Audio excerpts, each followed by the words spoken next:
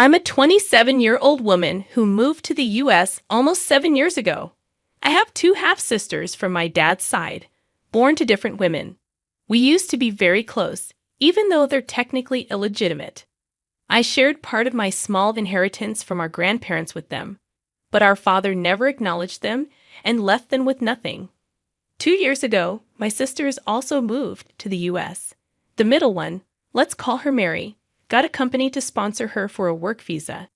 The eldest, Karen, who's 30, got a student visa and moved in with me since I already had a job and a decent salary. Our deal was simple. I'd cover all the bills and food, and she'd find a job at the university since she couldn't work elsewhere due to her visa restrictions. All I asked was for her to pitch in with some minor chores around the house. I have a dog and a cat, but I assured her she wouldn't have to worry about them while she was busy with school and work. Plus, I have a step-family who often helps out with household tasks, especially since I help babysit for them. It seemed like a fair arrangement, especially for a student. But apparently, it wasn't enough. While Karen was in school, she met a guy named Ken. I knew him from my university days. He's not exactly the best guy around, but I didn't think he was a serious threat. Karen, however, was smitten with him. Despite my warnings about Ken's reputation, she didn't care. I agreed to let her make her own choices, as long as Ken didn't come over to my place. Then, COVID-19 struck. My work hours got cut, Karen's school was put on hold, and she lost her campus job. With everything going haywire, we had to downsize and move into a smaller apartment. I took on a second job and did some freelance work on the side, which left me with barely any personal time. I was dating someone, but both of us were overwhelmed with work and bills, so we hardly got to see each other. Meanwhile, Karen and Ken were getting closer, and he started showing up at our apartment, despite Karen not being on the lease. My landlord was understanding, but Ken's behavior became increasingly inappropriate. He would make comments about my appearance, calling me exotic due to my mixed Caribbean heritage, while Karen resembled our European-descended father more closely and was considered more conventionally attractive. Ken would invade my personal space and touch me inappropriately. I tried to avoid him by staying in my room or walking my pets whenever he was around. Despite my discomfort, Karen kept insisting that I spend time alone with Ken to bond with him, even though they had only been dating for 7 months at that point. I made excuses to avoid it. In November 2020, I got a better position at my main job, allowing me to quit my second job and have more free time.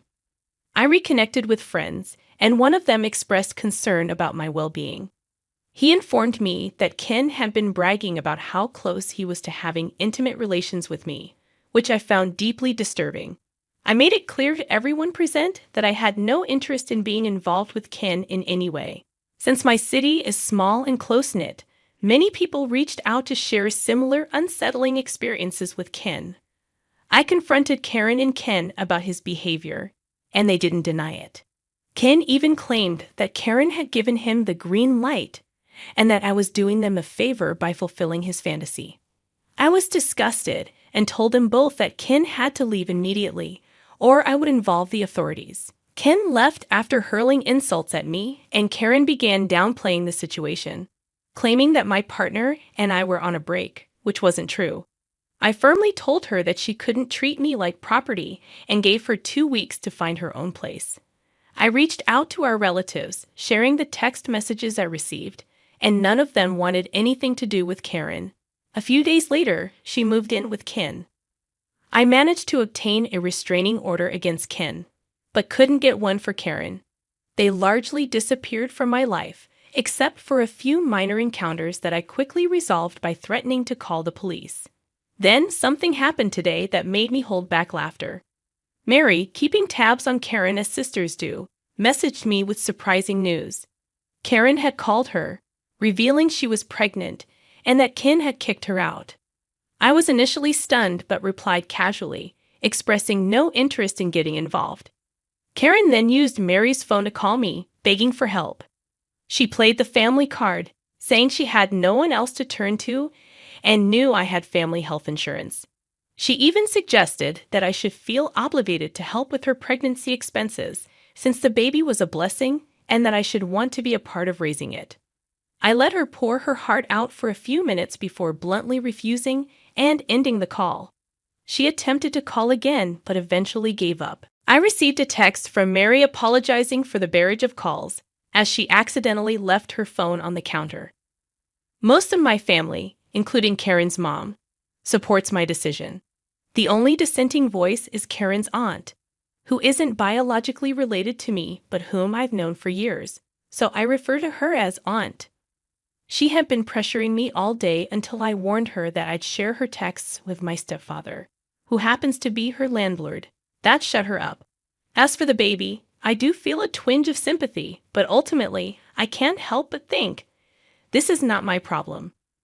My parents were old-fashioned and preferred to give what little they had to their legal grandchildren. My father had many children from different relationships, some of whom I might not even know about. My grandparents grew tired of having new grandchildren pop up every other year, often with a mother looking for handouts. Regarding Karen's visa, she had an extension due to COVID-19, but that has expired, and she's now overstaying her visa. Sadly, this is a common occurrence, and while I don't agree with it, I'm somewhat implicated due to my stepfather being American. This morning, Mary called me to meet up for brunch and talk about Karen.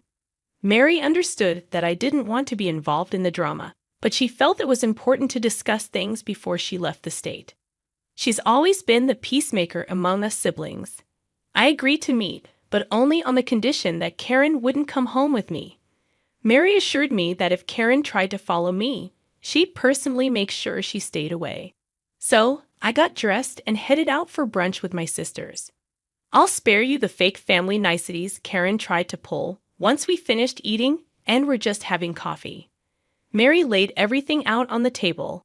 She explained that she couldn't take Karen with her because she's getting married to her longtime girlfriend and they can only afford a one-bedroom in their new city.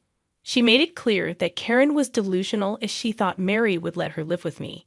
Even if she had the power to make me take Karen back, Mary made it clear that Karen was lucky she'd let her stay with her for the past few days. Mary said the only reason she was helping at all was because Karen's mother had begged her to find a safe place for Karen or help with the pregnancy. Then, Mary turned to me and asked if there was anything I'd be willing to help with financially, considering I'm the most stable economically. I know it might sound harsh, but I had to think about what's best for me. Feel free to criticize me for it. I made it clear to Karen that I would only offer financial assistance for 3 specific things: either termination and a hotel room for recovery, a ticket back to her home country where she could live with her mother or aunt and access free health care, or a ticket to our eldest brother's country where I knew he would support her. I also mentioned adoption as an option, but I wouldn't be providing her with a place to stay or covering her medical expenses out of my own pocket. I provided her with links to nonprofit organizations that could offer assistance. Karen began crying, accusing me of trying to take away her baby and being a bad sister.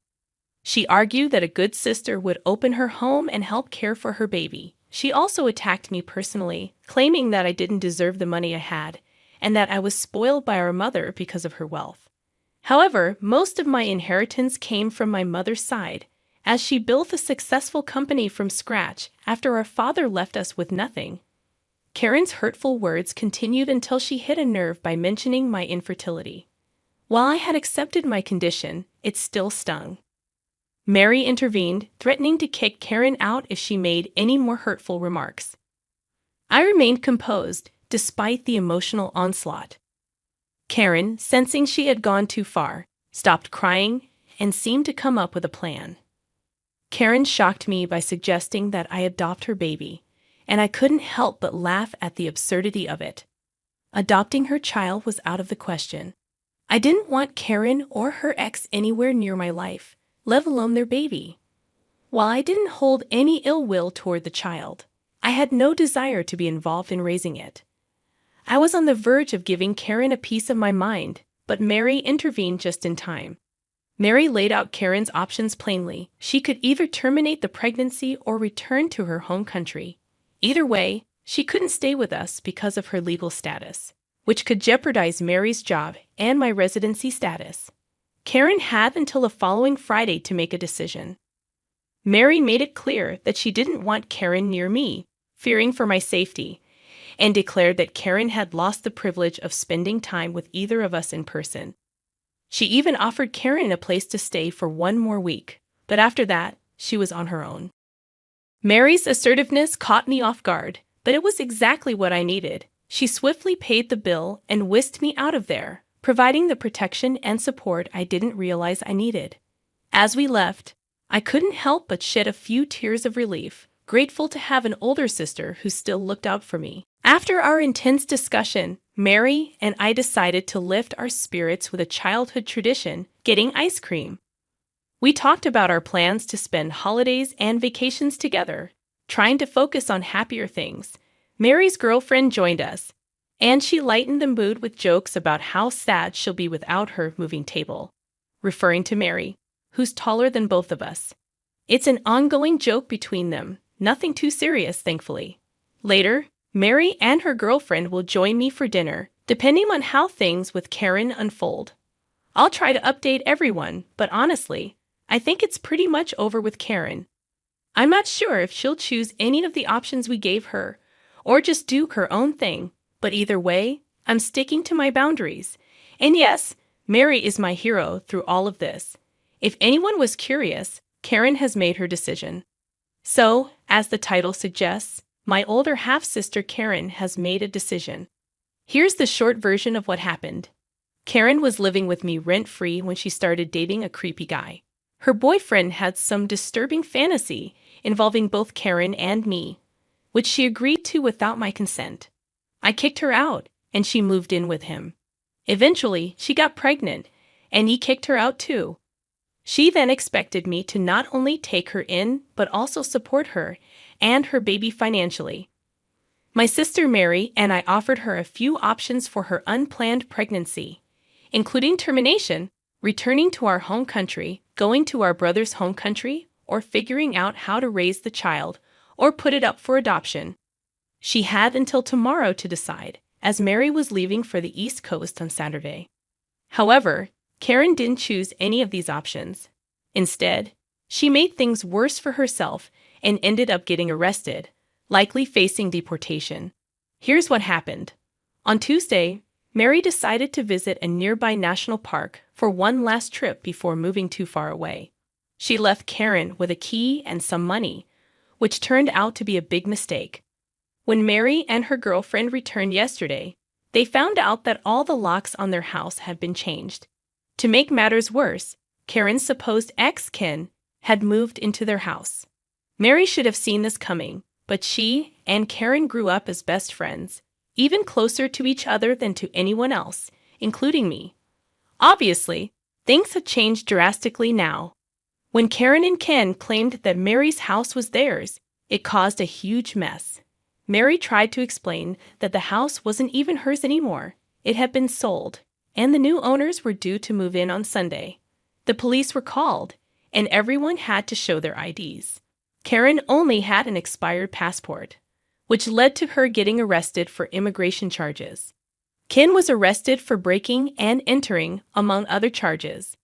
Then, I got a call from Karen's lawyer, who said Karen was claiming to be my surrogate and that the baby she was carrying was actually mine. Yep, she really tried that. I made it clear to the lawyer that I wasn't looking for a surrogate or planning to adopt a child. I already have foster children, and I don't have space for another. I told the lawyer that Karen got pregnant accidentally with Ken. The lawyer tried to negotiate, saying Karen would likely be deported otherwise, but I stood firm. If that's the law, then so be it. I asked the lawyer not to contact me about Karen anymore. Apart from the scare with the new locks, Mary is okay. The realtor has copies of the new key for the family that owns the house now. Mary and I have decided to cut off all contact with Karen. I'm not sure what will happen to her, and honestly, I don't care anymore. Even our family back home wants nothing to do with Karen, and some have even apologized to Mary and me. As for Ken, his fate remains to be seen.